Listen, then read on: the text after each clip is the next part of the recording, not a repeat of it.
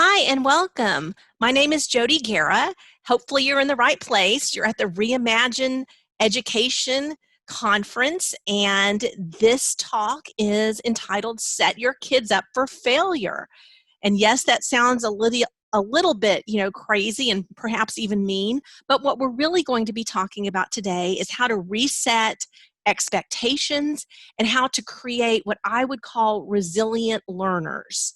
Resilient learners, kids who can overcome obstacles and continue on that learning trajectory. And it's going to require some work from us, moms and dads, to help our students do that. So I'm glad that you're here with me today, and thank you, Reimagine Education, for such a great conference. This is wonderful. I'm going to go ahead and share my screen. I'm excited to be here with all of you. It's such a crazy and chaotic time, but it's so wonderful for us to be able to meet together and to help each other on our journeys as we're trying to educate our students, right? They still have to get educated, so we got to figure out what to do. Anyway, here we are. It Set Your Kids Up for Failure. Goodness me, that sounds mean. A little bit about me. I am a homeschool veteran of over 20 years. We've been on this journey for quite some time, and I have graduated 3.5 students through homeschool. Some of you may be wondering, 0.5, what is that? Well, we're a blended family, and so my stepdaughter did graduate from homeschool, but the last 6 months of her education she spent back with her mother, and so I'm only going to claim 0.5 for that, but 3.5 kids, almost 4 I guess, have graduated from our homeschool. We still have 1 to go. I have been an instant homeschooler, basically what I just explained, bringing a kid to home from the middle of their educational journey in either public or private school. And I've also been an always homeschooler. The other children have been educated at home from the very beginning. But that's kind of a misnomer in some ways, right? Because most home educators, not everything is happening all the time in your home. So we'll talk a little bit about those challenges in our talk today. Also, I am an online educator, and I founded an online learning company a few years ago for homeschooled students. And I have some real practical experience with what we're talking about today, navigating those bad grades and disappointments that you're experiencing on this journey. So hopefully, no matter what kind of schooler you are, we're going to cover something today and give you a little bit of tools, a little bit of advice and tips to help make that a successful journey for you. So how many of you have this experience here, right? Okay, if we were in a live session, I'm sure everybody's hands would go up because we've all experienced those times where our kids are struggling with a concept. I don't think any of us in our home have done long division without crying in the process, at least for several days. I could go on and on about, papers, citing sources, just all the difficulties. Sometimes it could be, something like scraped knees or, hurt feelings or, just any number of things where we're called upon as parents to kind of help breathe life into that situation. And this is so silly, but I'm sure many of you remember when things were younger, right? When your kids were younger, and so you have them and they are upset and they are crying like this unnamed child from our home, whose permission I did get to share this with you, who was upset at some failed experiment of his. I can't remember exactly what this one was, but I think he wanted something and couldn't have it.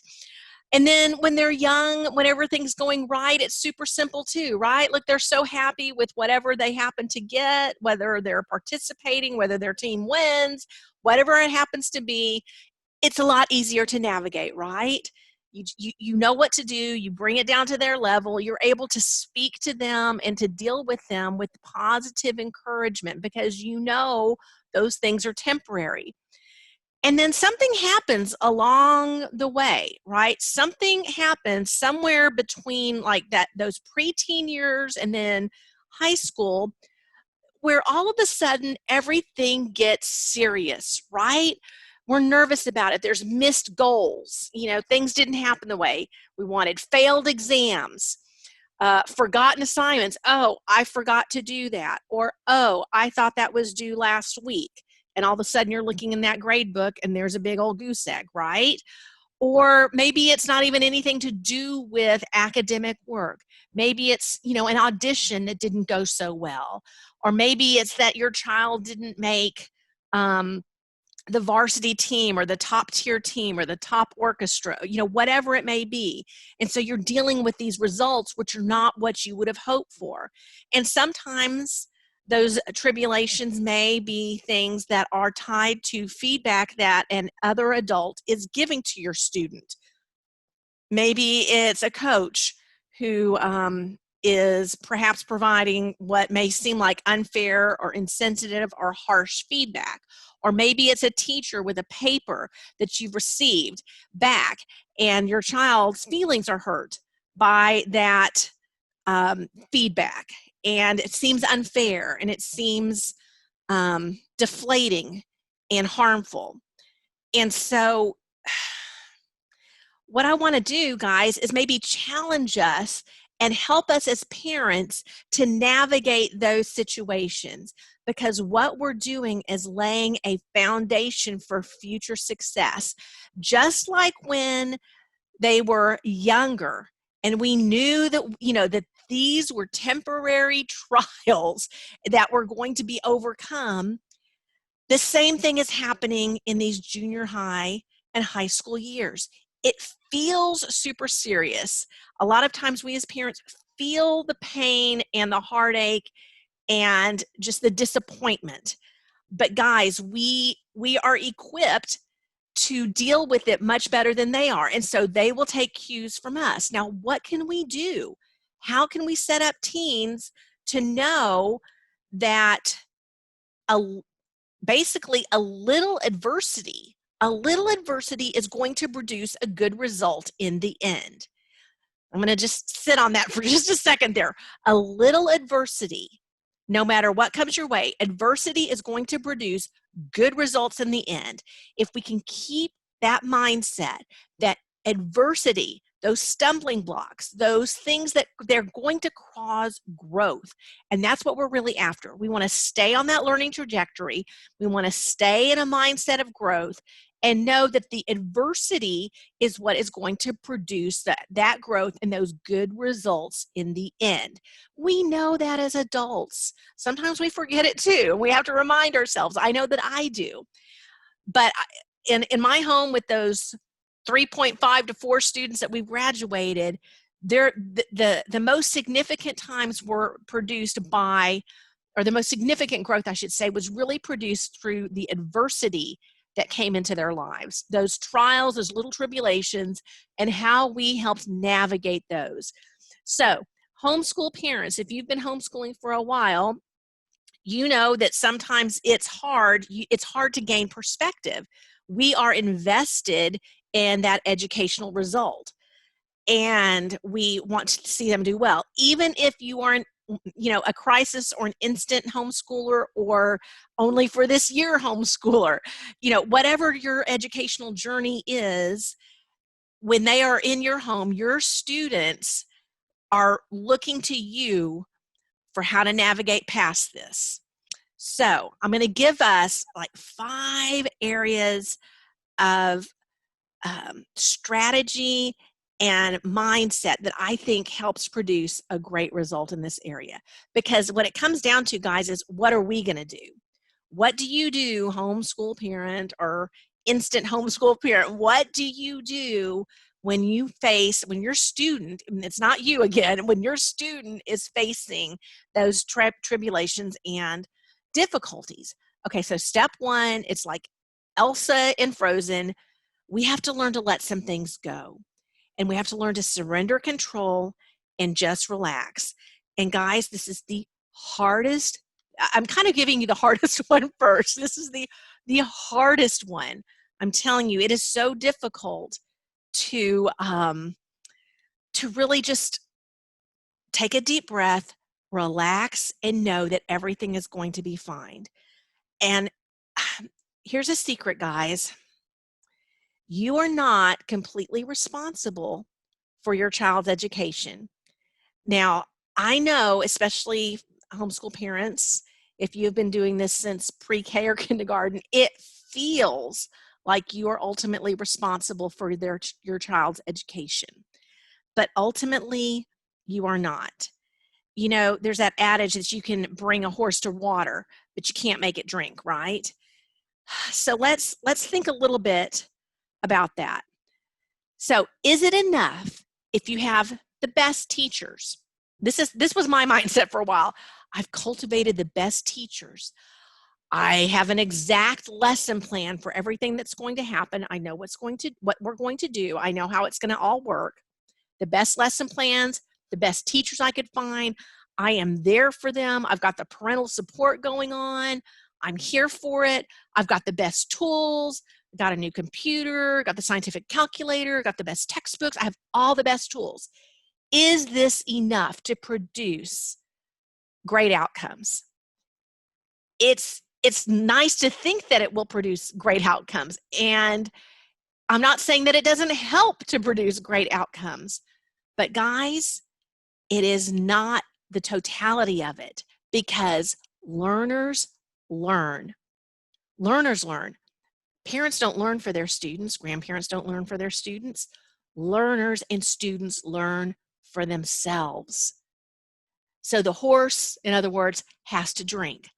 So your student has to participate in course discussions, participate in scheduling the homework, managing the deadlines, and then the actual learning. You, mom and dad, have actually never learned anything other than what you decided was important to learn and pay attention to and wrestle through, right? I mean, you don't just sit down at a piano and start playing it, right? You don't just sit down at your desk and write a letter without having first learned how to form the letters or type on the keyboard. It takes time and practice. And so learners learn. Your students are ultimately responsible for what is learned. And our job, guys, as parents, is to facilitate that we are going to facilitate that. And so all of those things that we listed a little while ago on the slide, the flubbed audition, the missed assignments, the failed grade, the disappointing grade, all of those things are the things that are going to produce in your learner, hopefully, that, oh, I need to pay attention to this. I need to learn from whatever that mistake was. Because you know what? That's all it is. It's just a mistake. It's just one little error on it. So I'm sorry, I'm flipping through those. But I want to release you, parents, from that onerous responsibility that it's all on you, because ultimately it is all on your student with your support. So you want to help them and facilitate their being present, their learning to manage the deadlines. Remember, it's a learning process, learning to manage those things, learning how to schedule their homework, paying attention to the feedback that is given, okay?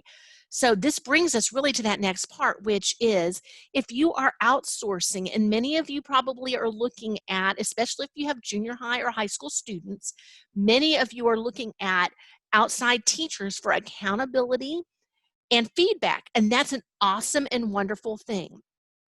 So what you want to do is trust the teachers, especially when you get perhaps some disappointing feedback. Trust those teachers and their processes. Now, what I'm really saying is if you've done your homework and you feel like, okay, this is a teacher, you've looked at their bio, you know what their background is, you know that they have taught other kids. If you feel like you can trust that part to enroll them, then sit under the tutelage of that teacher. Most of your teachers will have had experience dealing with a variety of students and capability areas. And so you can trust that that teacher is going to sow into that student's lives. I run an online consortium of teachers, right? And so I happen to know that those teachers, they work very hard on what their processes are to get their students from point A to point B. Whether it's science or history, whether it's chemistry or geometry or advanced composition, even in junior high, most teachers have cultivated that gift of being able to see where is this student now and get them from point A to point B. So you can sit under that tutelage. So trust that your teacher has that plan. Now, if you don't really perhaps know what that plan is, I would encourage you to perhaps ask the teacher separately from your student. If you plant seeds of doubt about the teacher in front of your student, you're kind of undercutting that teacher's ability to work with your student. I've seen that before where, perhaps a student says, oh, well, my parent says that this is not that important and she doesn't agree with what this teacher did. It just undercuts it. If you can sit under the tutelage and encourage your student to, then you're going to reap that benefit over time. Again, teaching is an effort that takes place over time, as learning does. And so you want to sit under that. Now, that's not to say that you might not have questions, and that's great. Ask your questions, but make sure that you do it in a way that affirms the process and doesn't undercut the process. I hope that makes sense. Again, if you have questions about like why a certain thing has happened or why the result is that, always asking the why instead of the why isn't it this other way. Does that make sense? Like, can you ask the teacher to elucidate, the feedback based on what they have seen? Now, I know sometimes that's difficult because certain teachers may focus on one aspect over another. I'll give you an example from writing. So, for example, some teachers may really focus on structure rather than the content of what's being written, right? So your student may be really used to focusing on one versus the other. It doesn't make either one of those wrong, but learning to navigate that different teachers' objectives and content will be a powerful learning instrument for your student. So, okay, next rule number 3, everything is not an A. Say it with me. Everything isn't an A. How many of you look at this graphic, this picture here, this report card, if you're like from the dinosaur era, like, I am, you actually had to take one of these home and had your mother or father sign it, right? When I look at this, I think, oh my goodness, C. Oh, look at that, a C. And I go on an entire roller coaster of emotions here whenever we look at grades. And so this took me such a long time to learn, not really for myself, because as a student, I can do this. But as a parent, I had difficulty navigating this and helping my students to navigate it because I personally felt that a lot of times my students' performance was an indication of my performance as a homeschool parent. Again, go back to step 1, which is let it go. My job is to present the best tools that I can possibly present with the best support that I can and let my learners learn, right? It's not necessarily about me, and letting that go so that I could support this part. Everything isn't an A, guys. So, this is so hard. This is so hard in many ways. Let's talk about grades and what they really are. Guys, grades are just grades. That's it. I know that sounds like the most ridiculous definition ever given, but grades are literally just grades. That's all they are. They are a measurement tool, many times subjective. So, in other words, they're almost something to be managed. You have to manage the grade. For example, an A that is a 98 in many cases is the same as an A that is a 90, right? I mean, yeah, the higher up you go, the average gets better, but in terms of learning to manage, okay, how much more do I study in this one area when I have a 98 already in the class versus maybe this other area where, okay, I could use a little improvement. Learning to manage those numbers. And maybe grades are also indicators for areas of improvement. You know, what is it that I need to improve on in terms of, okay, looking at this math test, clearly I missed every single one that had to do with surface area. I need to go back and review surface area. But I did really well on other aspects of the test. So again, looking at it from an eye for improvement rather than the be-all, end-all. We all have to get A's so that we can go to the very best colleges and, you know, fly like an eagle and all of these other things that we put on top, that we layer on top of it. It's just a grade. Now, here's another part that's pretty important to discuss, and that is what grades are not. Grades are not a value judgment of an individual. They're just not. They're not a value judgment. They have nothing to do with your character. They just don't. Unless, you know, you as the parent may know, okay, my kid got this grade because they didn't apply themselves. You may know that, but, you know, it's still just a grade. It's still just a grade. And so they're not necessarily the whole story of a person's life, and they are not indicators of intelligence. They're just numbers to be managed and looked at for information. Now, that's not to say there isn't the game, right? There is a game to grades. Like I just mentioned, there was the 98. Do I really need to, you know, at a 98, a 90 is just as good as a 98. You know, they're all A's. And guys, this is so critically important. There is nothing wrong with a B or even a C or even below that, because at the end of the day, it's just a grade. And so if you can keep that mindset when your child is struggling and has a disappointing grade, if you can keep that mindset of it's just a number, let's listen to what it's telling us, but no more than that. And don't overlay all of the value judgments, all of all of the extra stuff. I'm going to tell you all a short little story. I hope this is okay to tell you the short little story. My husband sometimes goes on some of those online therapy things to be a listener or to be a helper. And one morning, he had a person who came on who was a student in college. I think he was a sophomore, and he was suicidal. He wanted to kill himself because he had failed a class. He failed one class. All of his other classes were A's. He failed one class. He was literally suicidal because he just couldn't face it, and he could not tell his parents that he had failed this class. And my husband was really blown away by this and had really the same talk that I'm kind of giving here, which is, this is not your story. Your whole story of your whole life is not this class. It's not that professor. It's not even that grade. It's just one class. Look at the bigger picture of your life.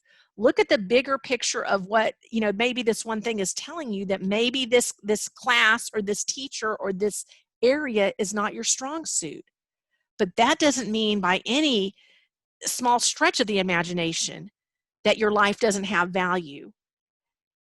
And the student asked my husband, do you think my parents will still love me?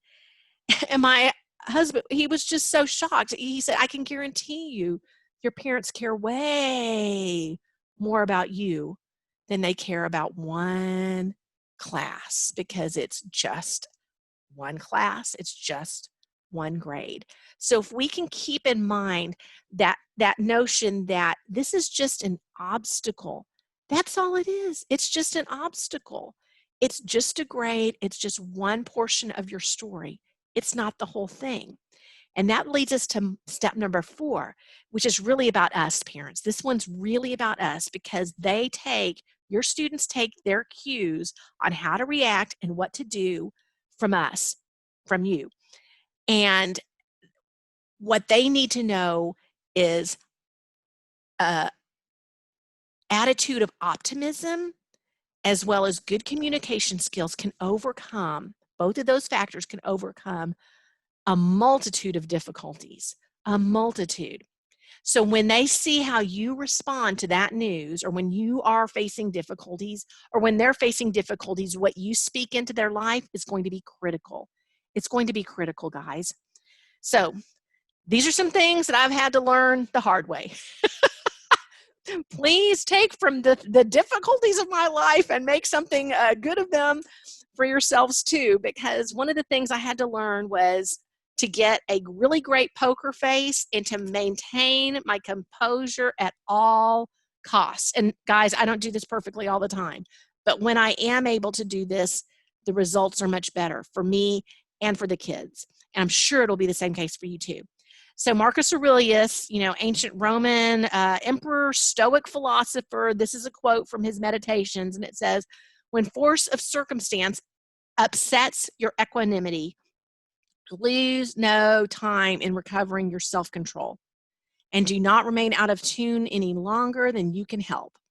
In other words, maintain your sense of equanimity at all costs. And there'll be times where I'm just going through something and, you have that little circumstance that flies at you that you weren't expecting. And I'll think, okay, maintain my equanimity. Maintain, those little sayings like maintain my equanimity. How I respond is what's going to be important.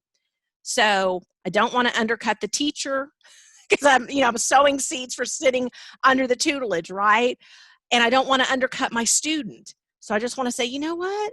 That's okay. Let's take a look at it. I know it's disappointing, but you're bigger than this. This is just a small thing. Let's just figure out what's going on. You know what? Let's just take a break. Do you want to drive and let's go get, a cup of coffee or something? Let's just get out of the house a little bit.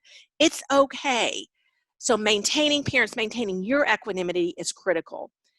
And then one of my big heroes of all time is Sir Ernest Shackleton. And if you haven't read any biographies of him or any of his books, the one I love to recommend the most is Alfred Lansing's Endurance. Shackleton was a polar explorer and was trapped in the Antarctic about 105 years ago on a ship, and somehow managed to get everyone back, even when their ship was crushed by the ice after it got caught there. They were trying to make a trans-Antarctic expedition. And he was known for his optimism. And so because I've studied him for about 22 years, I have this bank of quotations of his in the back of my head. And I thought I'd share a few with you. But if you can kind of have your own bank of little quotes, right? Difficulties are just things to be overcome after all. It's brilliant, right? I mean, is that just brilliant? A difficulty is just something to be overcome. And having optimism is true moral courage. So instead of just, when you get that disappointing news, if you model optimism, you're being morally courageous. And after all, if you're a leader, that third one, you just got to keep going. What choice do we have? We're just going to have to keep going. And then this last one, I just think is so reflective of, he's often marveled at the thin line which separates success from failure. Trying that one more time. So I'm sure many of you can come up with other quotes. I have a lot of quotes in my memory bank also from the Bible as well. But if you have those to hold on to, and if you can teach your students to kind of hold on to optimism and the notion that this is just one little thing to overcome. It's one thing. It's something, and you're capable. You're capable, and you can do it. You can do it. So forward activity is the other part. So, if you have good communication skills, you're modeling that positive thinking, you're focusing on the positive. If you can consider the forward steps to take, what's the next thing? What's the next thing that we can do? Can we ask for extra credit? Can we ask for, the feedback so that we can look at it and know what to do differently next time? Can we write a letter? And parents, number 4, encourage student agency. What that means is to help your students take responsibility.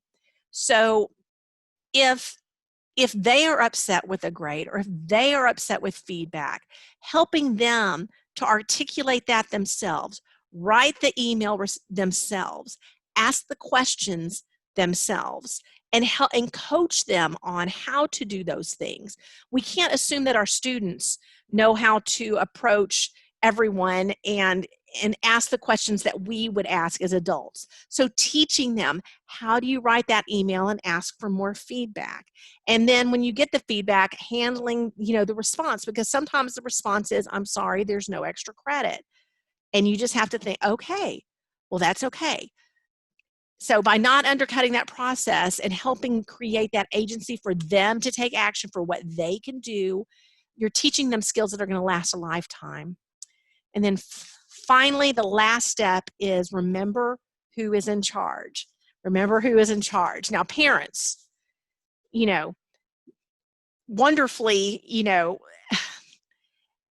if you are a parent of a homeschool student, if this is your first year homeschooling or your 25th year homeschooling, you're still in charge of that transcript. Unless your transcript is coming from an umbrella school or you have an NCAA requirement that is going to be reporting in, parents, you, my friends, are still responsible for the final grade on the transcript that you are creating. And that was a lifesaver in my home many times. Because we would experience some difficulties. We've had deaths in the family in the middle of the year. The list could go on and on. I'm sure many of you have had the same kinds of situations.